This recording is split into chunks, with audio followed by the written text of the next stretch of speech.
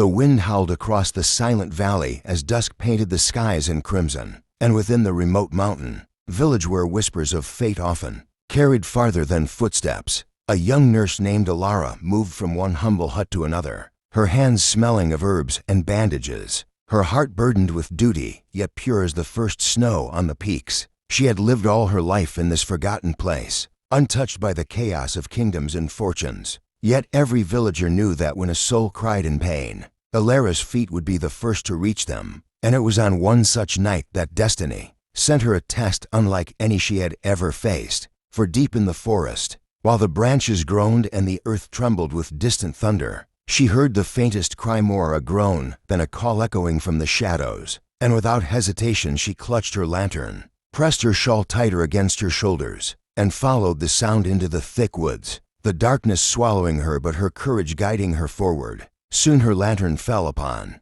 a figure sprawled upon the ground near a broken carriage wheel, his body half covered in mud and blood, his fine clothes torn and unrecognizable beneath the dirt. And though she knew danger lurked in helping strangers at night, especially near the valley where bandits sometimes roamed, her healer's heart left no room for fear. She rushed to his side, pressed her ear against his chest, and felt the faint rhythm of life pulsing weakly within him, so fragile it seemed like a candle struggling against a storm. And whispering a prayer, she tore strips from her own garments to bind his wounds, her fingers trembling not with fear but with the weight of saving someone who hovered between life and death. The man's face was hidden beneath the grime and swelling, yet even in that dim light she felt a strange aura about him, something noble, commanding, as if his spirit belonged not to the soil of common men but to a world far beyond her reach. Though she had no time to wonder, for arrows still stuck in the carriage wood nearby told her he had been ambushed,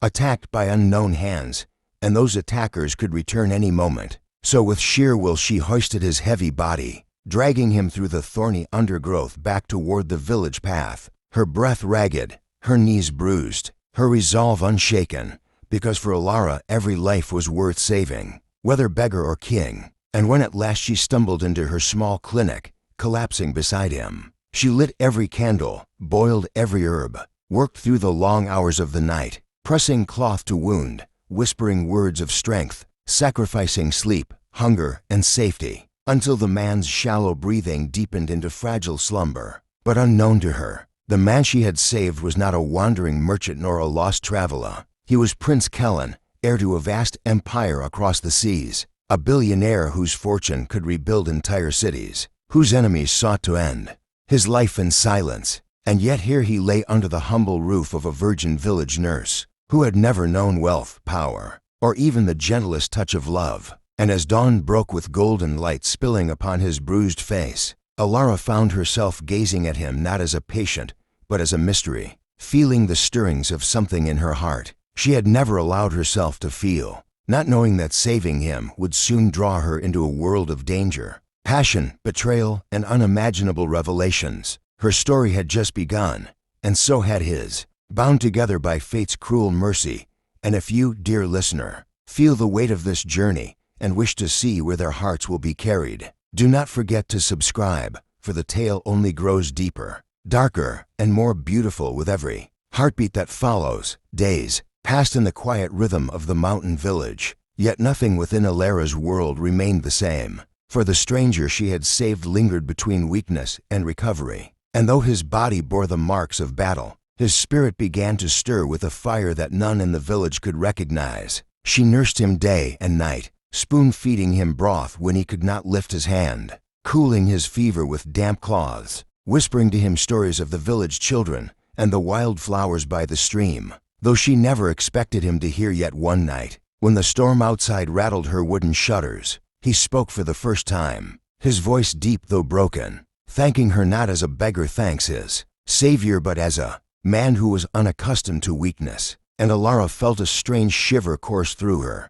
for though he was her patient, though her heart was sworn to the innocence of duty, there was something in his presence that drew her closer, like a moth circling fire. Still, she knew nothing of who he truly was, and he, watching her through half-lidded eyes, did not yet reveal it. For Prince Kellen understood that if word reached the world of his survival, his enemies would return, and anyone who aided him would face the blade. So he let her believe he was but a lost traveler, a man betrayed by thieves, and in her humility, she accepted his silence, never prying, never seeking to know more than what her care required. Yet in the depth of her heart, questions bloomed. Why did his hands carry the marks not of labor but of command? Why did his voice even in weakness carry authority that made grown men tremble? And why did his eyes, when they met hers, burn with the sorrow of one who had seen empires fall? As weeks melted into one another, the village began to whisper about Alara and her mysterious patient, some warning her that bringing an unknown man into her home was dangerous, others teasing that fate had finally brought her someone who could stir her untouched heart. But she brushed them aside, for to her he was simply a man in need, though she could not deny that each time she leaned close to check his wounds, her pulse raced faster.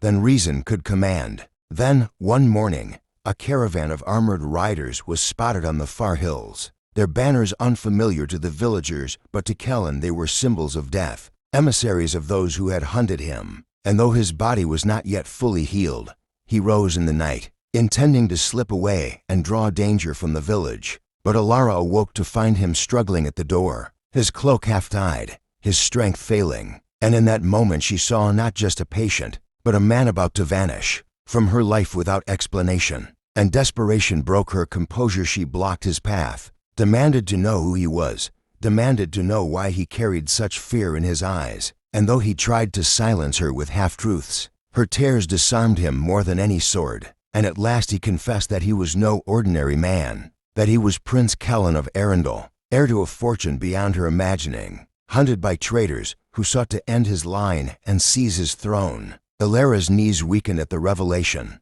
the simplicity of her world shattering beneath the weight of his words. Yet even as her mind reeled, her heart knew only one truth: that prince or pauper, billionaire or beggar, he was the man whose life she had fought to preserve, and she could not let him face his enemies alone. And so when the riders descended upon the valley with torches in the night, Alara stood beside him, her small hands clutching the knife she used to cut bandages, her heart roaring louder than the drums of war, proving that courage does not come from titles or wealth but from love and sacrifice. And in that moment, Kellen, the billionaire prince, realized that the greatest treasure he had ever found was not his empire, not his riches, but the fearless village nurse who had risked her life for him when she had nothing to gain. Their story was only beginning, bound by fate, tested by fire, and carried on the wings of destiny.